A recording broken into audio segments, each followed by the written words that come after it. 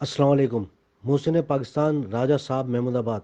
कौन राजा साहब महमूदाबाद? अमीर अहमद खान राजा साहब महमूदाबाद 5 नवंबर 1914 को महमूदाबाद उत्तर प्रदेश में पैदा हुए। आपके वालिद का नाम खान बहादुर मोहम्मद अली खान राजा साहब महमूदाबाद था। भारतीय रियासत उत्तर प्रदेश के दारुल हुकूमत लखनऊ से 40 किलोमीटर दूर इस हजारों एकड़ जमीन पर कायम रियासत को रियासत महमूदाबाद और रियासत के सरबराह को राजा साहब महमूदाबाद कहा जाता है।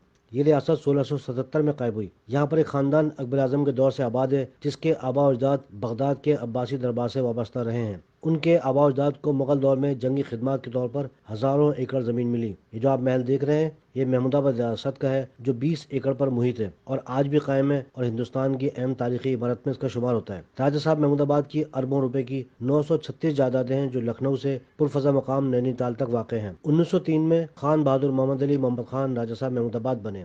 आपने 1906 में ढाका में मुस्लिम एजुकेशन कॉन्फ्रेंस के इजलास की भरपूर माली मामलत की, जिससे ऑल इंडिया मुस्लिम लीग का जन्म हुआ। आप MAO कॉलेज अलीगढ़ के ट्रस्टी भी थे, जो बाद के अदवार में अलीगढ़ मुस्लिम यूनिवर्सिटी बनी। तो 1920 से 1923 तक पहले वाइस चांसलर भी यही खान बहादुर मोहम्मद अली मोहम्मद खान राजा साहब महमूदाबाद बने। आपने 1919 में लखनऊ यूनिवर्सिटी की बुनियाद डालने के लिए 1 लाख रुपए का चंदा दिया। 1919 में सोना 19 रुपए 95 पैसे फी तोला था, तो ये रकम आज के मुताबिक 55 करोड़ रुपए बनती है। खान बहादुर मोहम्मद अली मोहम्मद खान साहब का शुमार अपने जमाने के अमीर तरीन हिंदुस्तानी में होता था। आपकी दौलत की सरमायाकारी लखनऊ से नैनीताल तक फैली हुई थी। रियासत की तमाम तर आमदनी हिंदुस्तान में मुसलमानों की तालीम और उनकी मदद के लिए खर्च होती थी। 20वीं सदी के आगाज में खान बहादुर मोहम्मद अली मोहम्मद खान साहब को एक नौजवान वकील मिल गया। नाम था मोहम्मद अली जिन्ना। दोनों के मिजाज मिले और एक लाजवाल दोस्ती का आगाज हुआ। खान बहादुर मोहम्मद अली मोहम्मद खान राजा साहब महमूदाबाद ने बैरिस्टर मोहम्मद अली जिन्ना को अपनी रियासत के मामलात का कानूनी मुशीर बना लिया। जब रत्ती जिन्ना और बैरिस्टर मोहम्मद अली जिन्ना की शादी हुई तो निकाह राजा साहब ने ही पढ़ाया और नौबेहता जोड़े ने नैनीताल के जिस मेट्रोपोल होटल में कायम किया, वो भी राजा साहब महमूदाबाद की मिल्कियत था। राजा साहब हिंदुस्तान की एक कदावर शख्सियत थी। आपका ताल्लुक मौलाना मोहम्मद अली जौहर, मौलाना हसरत मोहानी, मोहम्मद अली जिन्ना और मोतीलाल नेहरू और दीगर तमाम अहम शख्सियात से रहा। खान बहादुर मोहम्मद अली मोहम्मद खान साहब ने ऑल इंडिया मुस्लिम लीग के 1917, 1918 और 1928 के इजलास की सदारत भी की। एक रोज दिल्ली में खान बहादुर मोहम्मद अली मोहम्मद खान साहब अपने कम सन वली अहद अमीर अहमद खान को लेकर मोहम्मद अली जिन्ना साहब के पास आए और अपने वली अहद अमीर अहमद खान साहब से कहा कि चचा को सलाम करो। मैं रहूं या ना रहूं, तुम चचा का यानी मोहम्मद अली जिन्ना का हाथ नहीं छोड़ोगे।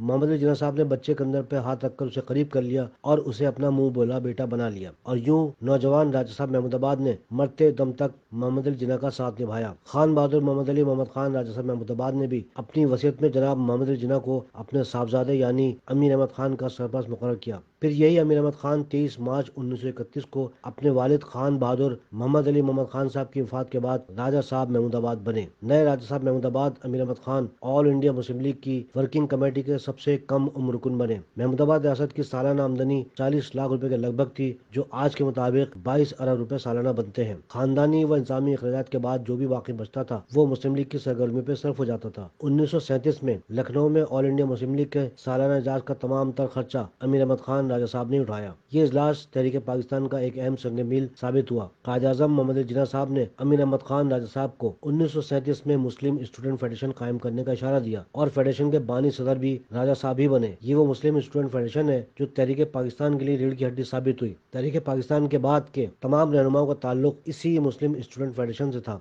राजा साहब ने मैदान के सहाफत में भी खासी माली मदद फराम की, ख्वाह वो मुस्लिम लीग का तर्जुमान अखबार डॉन हो या चौधरी खलीकुज़्ज़मा का अखबार तनवीर लखनऊ और हमदम अखबार। 1945-46 के इंतखाबात में ऑल इंडिया मुस्लिम लीग ने हिंदुस्तान के 11 सूबों में मुस्लिम नशस्तों पर भारी अक्सर से कामयाबी हासिल कर ली। ये इंतखाबात कायम पाकिस्तान की बुनियाद बने। आपने 13 अगस्त 1947 को हिंदुस्तान छोड़ने का फैसला किया, मगर कराची या लाहौर के बजाय आप अपनी बीवी और 5 साल बेटे मोहम्मद अमीर मोहम्मद खान और चंद मुलाजमीन और बावर्चियों के हमरा इराक का रुख किया। जब आप इराक में रहाइश पजीर थे, उस वक्त उत्तर प्रदेश की गवर्नर मिस सरोजनी नायडू ने राजा साहब को एक अजीज के जरिए पैगाम भेजा कि आप हिंदुस्तान के लिए बहुत अहम है, आप हिंदुस्तान वापस आ जाएं और सियासत में हिस्सा लें। मगर आप हिंदुस्तान नहीं गए। 10 बरस इराक में गुजारने के बाद 1957 में राजा साहब कराची आ गए और खामोशी की जिंदगी गुजारने लगे। फिर अयूब खान साहब का दौरा गया। सदर पाकिस्तान अयूब खान साहब ने شاید عوامی حمایت حاصل کرنے کی وجہ سے راجہ صاحب کو وزات دینے کا کہا، آپ نہیں مانے تو ایوب خان نے کہا کہ آپ جس ملک میں کہیں آپ کو سفیر لگا دوں، مگر راجہ صاحب محمود آباد کسی بھی آفر پر راضی نہ ہوئے۔ وجہ کیا رہی نہیں معلوم ہو سکا۔ تحریک پاکستان کی گاڑی کا انجن میں ایندھن مالی صورت میں راجہ صاحب محمود آباد نے ہی دیا، کیونکہ دو نسلوں نے پاکستان کے قیام کے لیے آل انڈیا مسلم لیگ کی مالی مدد کی۔ ایک آپ کے والد محترم خان بہادر محمد علی محمد خان راجہ صاحب محمود آباد اور دوسرے آپ امیر احمد خان راجہ صاحب محمود آباد۔ 1968 میں اس وقت کے وزیر اعظم بھارت لال بہادر شاستری کی حکومت نے ایسے تمام دولت مند افراد جو پاکستان منتقل ہو گئے تھے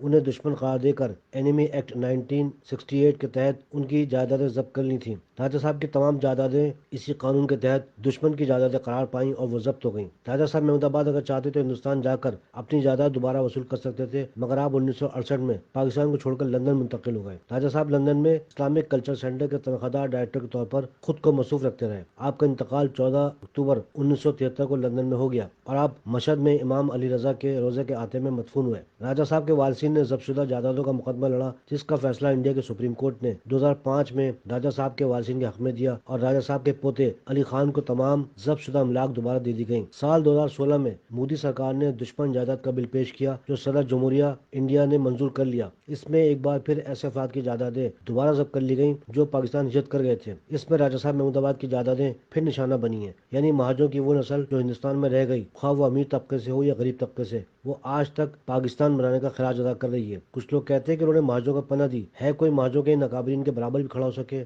ہے کوئی ایسی شخصیت جس نے پاکستان بنانے کے لیے اتنی قربانی دی ہو اور بدلے میں کچھ بھی نہ لیا ہو؟ ہے کوئی راجہ صاحب محمود آباد کے احسان کا قرض اتارنے والا؟ اللہ حافظ۔